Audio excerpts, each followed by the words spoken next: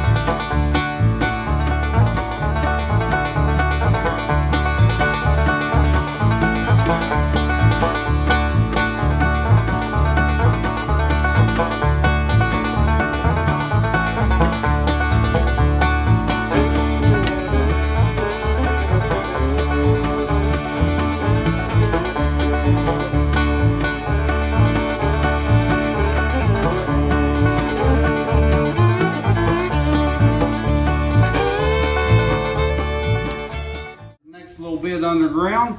We're going to go on this old coal mines here. It hadn't produced coal for over 100 years, so it's a real old coal mine. All the work was done in here was pick and shovel days on your side and just working real hard. But we got to have a little safety meeting first, please. We got to have stay seated at all times. Don't be raising up in your seat while we're moving. You may bump your head in there and it will part your hair different directions and it will give you a headache. So we don't want that today. We got to enjoy the rest of the day, all right? And then keep your hands inside the rails, the side rails there. We have some close clearance, so don't be reaching out. You may grab a hold of a piece of rock, and sometimes that rock is sharp, so it's going to cut you, all right? And then also, we don't have to drag our hands along the top. It's not a roller coaster ride, so we're not going to be doing this number. Yeah, 2 mile an hour is about all we're going to get out of this little machine here. You'll hit your hands on these little metal plates. That's how we support our mountain and all with roof bolts. And then state and federal law is no smoking underground. Can't allow you to smoke. And when you come out, you can smoke everywhere but in the houses. You can smoke anywhere on the ground.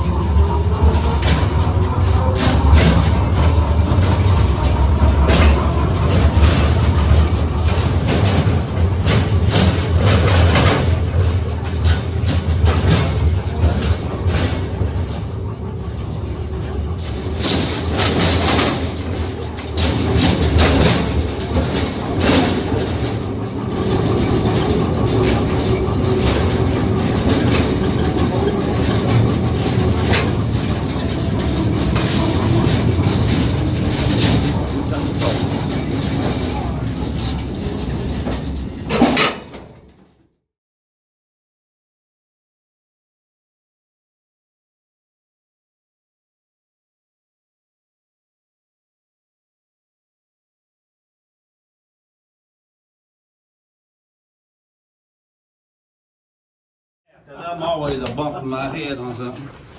All right, a little history about the mines. It was a private mines that was run by the family. It had the farm outside, so they owned the coal rights underneath, or they can drill for gas or oil anywhere you go like. But anyway, they decided to mine the coal out from underneath. And so they started digging coal out here in 1890 and started that operation up, and it was private. They sold it to folks here in the area to heat their homes with and to cook with. They never did put them on the open markets or anything. Yeah, the gas that we have in underground, you can't see it, taste it, or smell it. A lot of times you don't know it's there until you make a spark, and then it will let you know it's in there. It's methane. It's that methane gas, yeah. Yes, sir. And then you would carry these in with you to let you know when the air started getting low, the canary would stop having fun. He'd quit tweetering and whistling at you and all that good stuff. And so you would pick him up, get out of there, and get into another area where there was more oxygen or more air. Back in the days, everything was naturally ventilated. We didn't have the big fan systems that we have today. So we had to depend on that air to come through on its own. Oh, wow. Or I don't know if you've seen a little fireplace pit right when we first come underground that was stacked full of wood. A lot of coal mines had those built right at the entrance. You build a fire in that, and that fire would pull air and draft air through your coal mines for you. Interesting. So we got a little smarter as we went along, okay? Okay.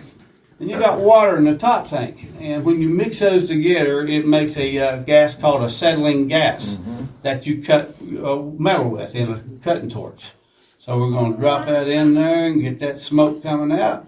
I'm going to seal it up, and it's going to start compressing inside here, and it shoots out this little valve here. And I'm going to strike it, and I'm going to light it up for you. And it's going to pop a little bit, so don't jump back. It's my hand doing it up here. GPS all right? signal lost. Ready?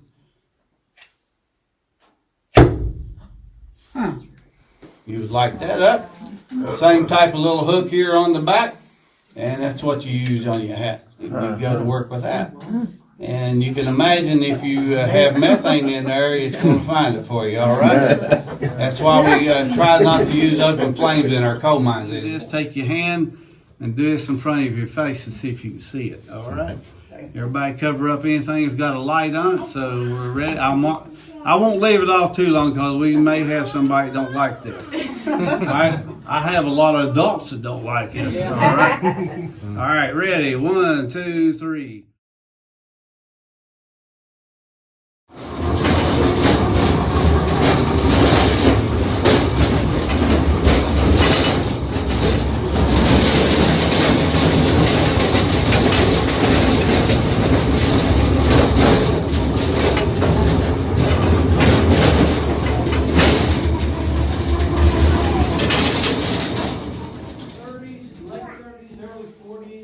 We started getting better conditions. If you carry your like chewing gum or sweets, cookies, cakes, you would keep it separate out of your main food.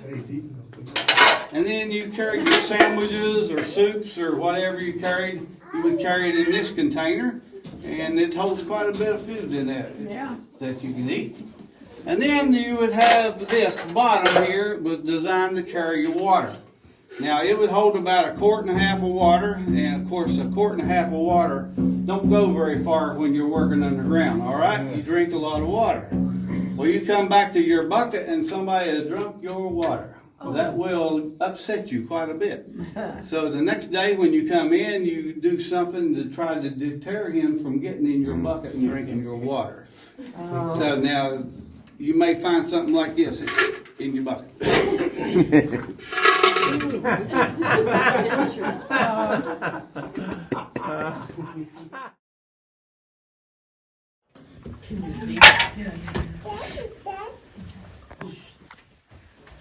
He's been in here a while, so I got to put a new one up. Put this up in here.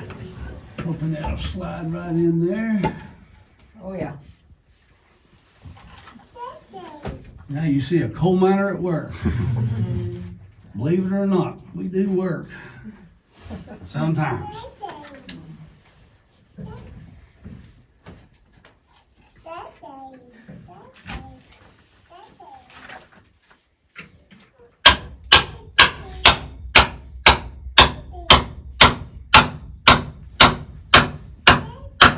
Now, should be good to go. Anyway.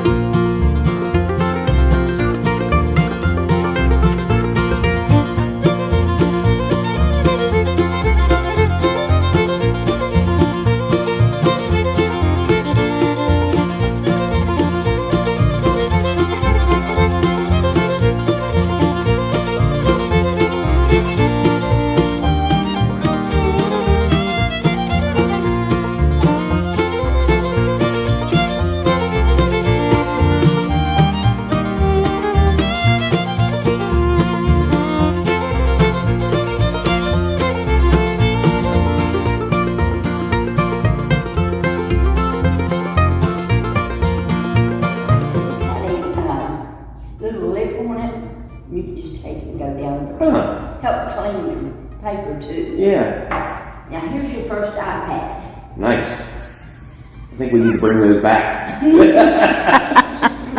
Kids wouldn't know what to do with that.